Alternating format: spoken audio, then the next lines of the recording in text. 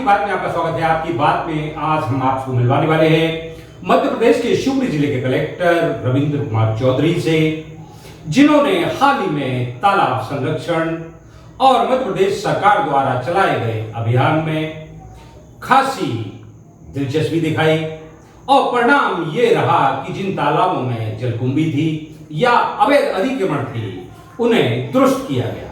तो आइए हम आपको मिलवाते हैं शिवपुरी कलेक्टर रविंद्र कुमार चौधरी साहब। अभी आपके जिले में तालाब संरक्षण को लेके बड़े काम हुए हैं और यूँ कहें कि गंगा जल संरक्षण संवर्धन की योजना भी यहाँ लगभग अभियान चला 10 दिन।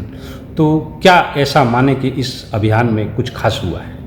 देखिए, सबसे पहले तो हमें जो अपने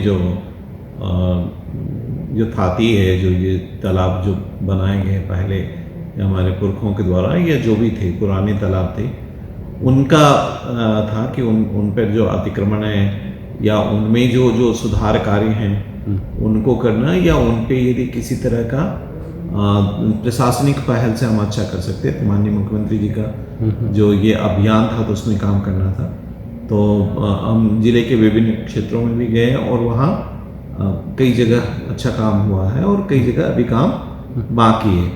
जैसे बैराड में देखा तो बैराड में तालाब पे कॉलोनी काटी जा रही थी, तो वहाँ हम लोगों ने फिर उसको इंटरवेन करके वहाँ कार्रवाई कराई। शहर में ही गुजरिया तालाब है जो शिवपुरी में, उसमें भी जो गलत तरह से जो मिली जुली बदमाशी से मैं इसको कहूँगा कि तालाब पे ही मतलब अलग नज़र थी भूमाफिया की, तो वहाँ हम लोगों ने कार्रवाई की और इसमें विशेष पत्रिका समूह ने बहुत जो शुरुआत की थी और आप सभी का उसमें हमें योगदान मिला था और सभी इससे जुड़े थे।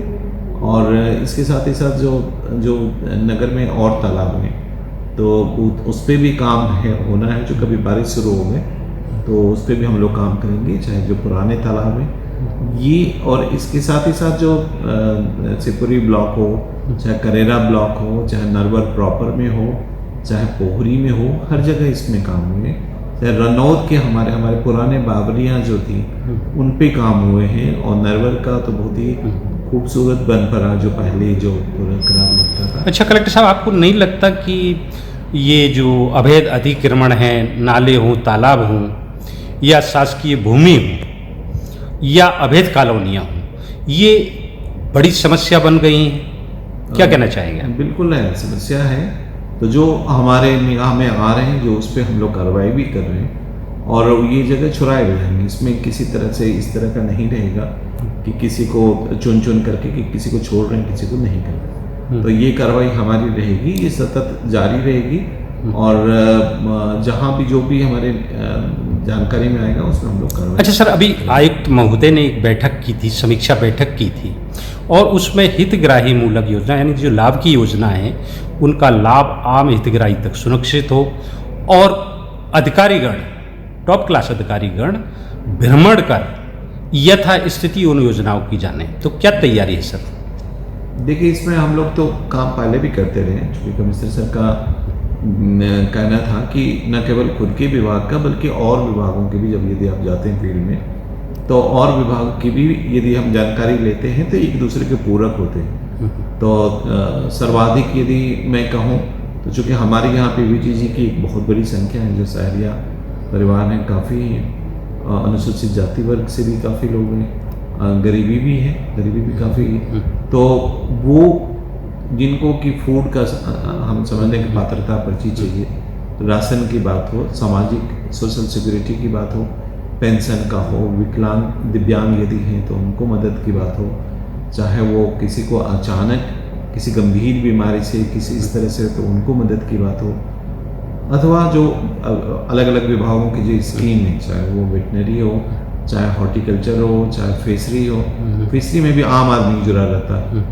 तो हम हर जगह हमारी पहल हो और हर जगह हम इस ढंग से काम करें कि मौके पर भी उनको मिल रहा है कि नहीं, मौके पर ऐसा तो नहीं कहीं कि वह लाभ कोई और ले रहा है, मतलब सरदार आदमी ले रहा और वो बेचारे उससे महरूम है।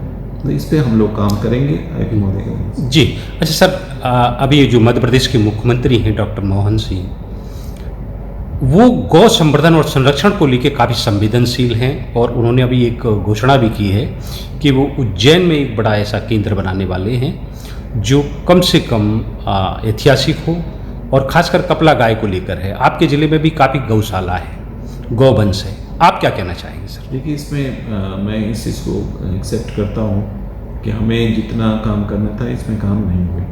बेसिकली जो हमारे गौशालाएँ हैं रनिंग 50 से नीचे ही है, जबकि गौशालाएँ बनी हुई बड़ी संख्या है, 100 से ज़्यादा गौशाला ज़्यादा बनी है। तो जो कि बन के हैं, तैयार हैं, या उनको जो जब भी चयन का हुआ, स्थान चयन में कई बार होता है कि पानी की नहीं संसाधन है, बिजली का नहीं संसाधन है, इस कारण से शिफ्टिंग नहीं हो पा रही। तो इस पर हमें काम करने की आवश्यकता है। जो माननीय मुख्यमंत्री जी ने ये कहा था कि जिससे रोड पे बहुत समय अपना पशुधन लोग छोड़ देते हैं ना, जो कुछ समय और कई बार एक्सीडेंट के कारक होते हैं, और उन जानवरों को भी जो पशु हैं उनको भी, गाय हैं तो उनको वो पॉलीथीन या इस तरह की चीज़ें खाते हैं और असमय वो भी